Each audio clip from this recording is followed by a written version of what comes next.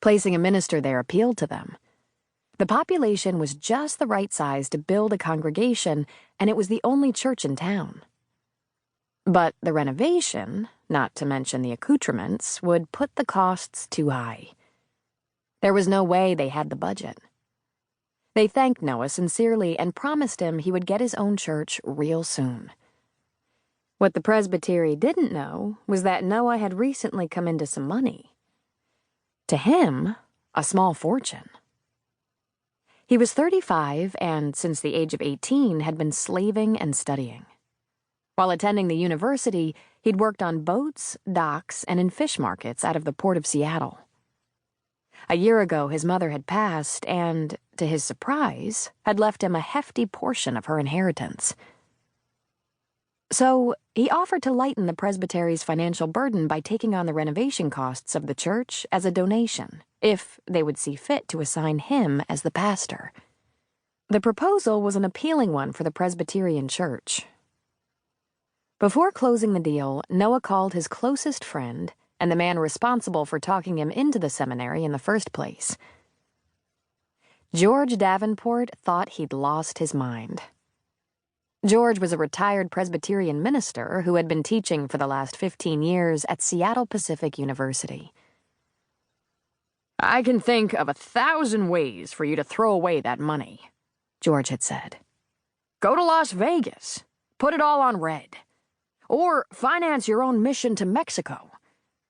If those people needed a pastor, they'd go looking for one." Funny that church is still standing there, useless, like it's waiting for a rebirth. "There must be a reason I happened to see it on eBay," Noah said. "I've never looked at eBay before in my life." After much debate, George conceded. "If it's structurally sound and the price is right, it might work out. You'd get a big tax write-off with the donated renovation cost, and a chance to serve a small, poor congregation in a hick mountain town that doesn't get cell phone reception. Sounds perfect for you." "There is no congregation, George," Noah reminded him. "Then you'll have to gather one, son. If anyone can do it, you can. You were born to do it. And before you get all insulted, I'm not talking about your DNA. I'm talking about pure talent. I've seen the way you sell fish. I always thought there was a message there. Go.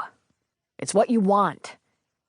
Open your doors and your heart and give it all you've got. Besides, you're the only ordained minister I know who has 2 nickels to rub together." So Noah inked the deal with the presbytery and hoped his mother wasn't spinning in her grave. Truth be told, she'd always quietly supported him when, years back, he had been determined as hell to run away from the ministry. She had good reason. Noah's father was a powerful, semi-famous televangelist, and a cold, controlling man. Noah had run away while his mother could not.